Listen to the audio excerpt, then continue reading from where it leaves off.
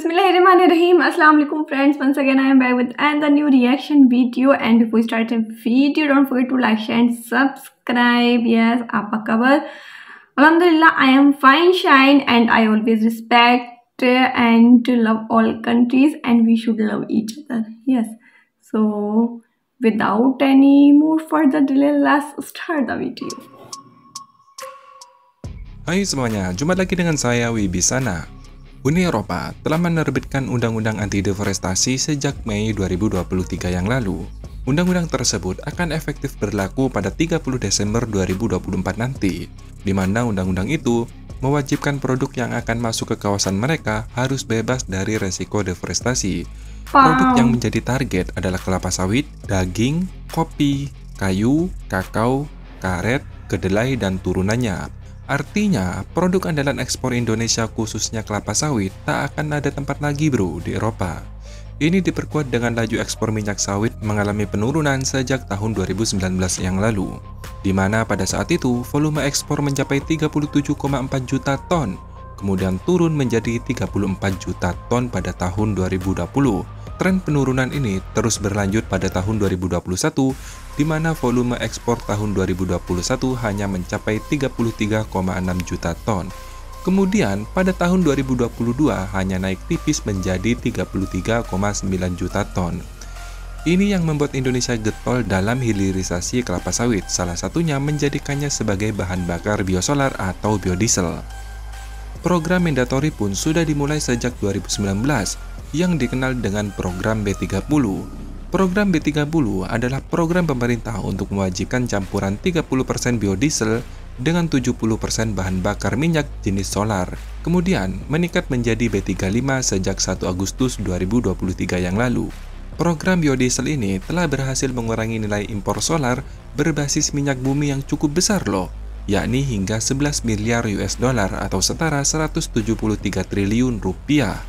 Angka itu setiap tahunnya mengalami kenaikan yang cukup signifikan, di mana pengurangan impor solar tahun 2018 sebesar 1,95 miliar US dollar, tahun 2019 sebesar 3,34 miliar US dollar, tahun 2020 sebesar 2,7 miliar US dollar, tahun 2021 naik menjadi 4,8 miliar US dollar, tahun 2022 bahkan kenaikannya sangat signifikan hingga 9 miliar US dollar. Melihat potensi yang begitu besar, sepertinya nih pemerintah mau tancap gas.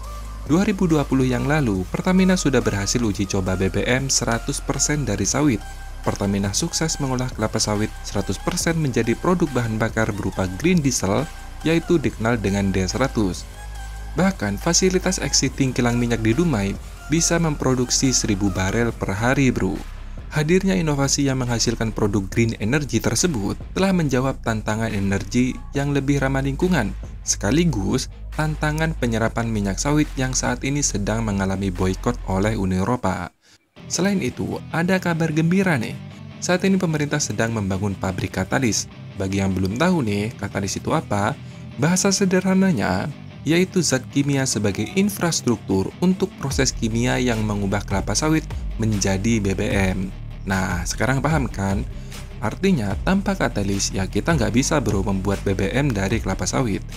Indonesia kan sudah berhasil nih menciptakan katalis sendiri. Ciptaan katalis dari TB ini sekarang mau diproduksi massal. Pabriknya bernama Pabrik Katalis Merah Putih, yang merupakan perusahaan patungan antara Pertamina yang memegang saham 30%, PT Pupuk Kujang 37%, dan PT Reka Cipta Inovasi Institut Teknologi Bandung atau ITB sebesar 25%.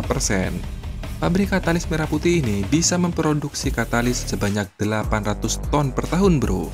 Di sisi lain, salah satu perusahaan BUMN juga menoreh pencapaian yang sangat cemerlang, yaitu PT Baratai Indonesia.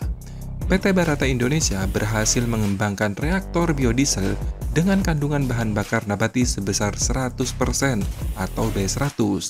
Reaktor B100 merupakan alat yang digunakan untuk mengolah CPO atau minyak kelapa sawit menjadi bahan bakar yang ramah lingkungan dengan bahan dasar minyak nabati atau lemak hewani melalui proses esterifikasi atau transesterifikasi. Direktur Utama Barata mengatakan melalui keterangan tertulis yang diterima di Mimika, Papua Tengah pada Desember 2023 kemarin, memastikan reaktor biodiesel B100 segera diserah terimakan dan siap berproduksi. Pengujian kapasitas penuh 6 reaktor B100 telah dilakukan dalam beberapa waktu yang lalu. Uji coba tersebut telah dihadiri oleh antara lain oleh CEO Minamas, para investor reaktor B100, dan sejumlah tenaga teknis dari Badan Standarisasi Industri dan Penyegar Tanaman Industri. Hasil pembangunan 6 reaktor B100 dengan kapasitas impresif, yakni sebesar 3.000 liter per jam, bro. Nah, lumayan kan? Hal ini semakin memperkukuh posisi Indonesia dalam mengembangkan energi baru terbarukan. Jika melihat perkembangan industri sawit yang ada di Indonesia saat ini, maka bisa dipastikan Indonesia semakin memperkokoh sebagai pemain utama dalam hilirisasi kelapa sawit. Kita tinggal tunggu waktu pembangunan reaktor-reaktor baru biodiesel di kilang minyak Pertamina, dan rencana implementasi B40 sepertinya akan lebih cepat nih dari target yang sebelumnya akan dilakukan pada tahun 2030. Nah, mungkin ada yang tanya nih, kenapa nggak langsung B100 saja, Bang? Gini bro, harga solar B100 itu sangat mahal. Harganya itu bisa sampai sekitar 15.000 per liter. Harga B100 bisa lebih murah jika produksinya dalam skala besar. Mungkin saja nih B100 bakalan diproduksi tapi tidak akan dipasarkan di dalam negeri. Lebih ke ekspor lah. Angka 15.000 itu memang mahal bro buat kita. Tapi kalau ekspor khususnya ke Eropa ya kecil itu bro, cuman sekitar 1 US dollar. Kalau di Eropa kan pakai euro tuh ya sekitar 0,88 euro lah per liter. Karena pada dasarnya bro, meski Eropa melarang CPO akhir tahun 2024, tapi mereka baru melarang biodiesel pada tahun 2030. Artinya masih ada kesempatan lah yang lumayan tuh sambil nunggu ekosistem biodiesel yang ada di dalam negeri itu mapan. Kalau sudah mapan, nanti otomatis biaya produksinya kan akan lebih murah dan harga biodiesel bisa lebih terjangkau lagi. Uni Eropa sendiri bilang, 2019 pasaran biodiesel di Eropa memang sangat besar, diperkirakan mencapai sekitar 6 miliar euro per tahun. Nah, mereka impor biodiesel dari Indonesia itu mencapai sekitar 400 juta euro, atau sekitar 6,6 triliun rupiah. Sedangkan, kuartal 1 2023 sekitar Januari hingga Juni lah, Pertamina telah mengekspor biodiesel ke Eropa sebanyak 15.000 metrik ton. Kalau nih katakanlah harganya cuma 15.000 per liter, apa nggak sekitar 26,6 triliun tuh? Naik 100% bro tiap tahunnya. Pantas saja kan kita di-ban. Ya kalau dibiarin ya pasti industri biodiesel mereka pasti mati bro. Terutama Jerman dan Belanda, karena kedua negara tersebut yang paling banyak memproduksi biodiesel bro. Kita doakan saja nih, semoga semuanya ini lancar sehingga bisa menyerap lebih banyak nih CPO dari petani kelapa sawit kita, sehingga harga kelapa sawit lebih baik daripada sekarang dan bisa membantu petani-petani sawit kita bro. Terima kasih sudah menonton, semoga informasi ini bermanfaat. Sampai jumpa di video selanjutnya. Dadah.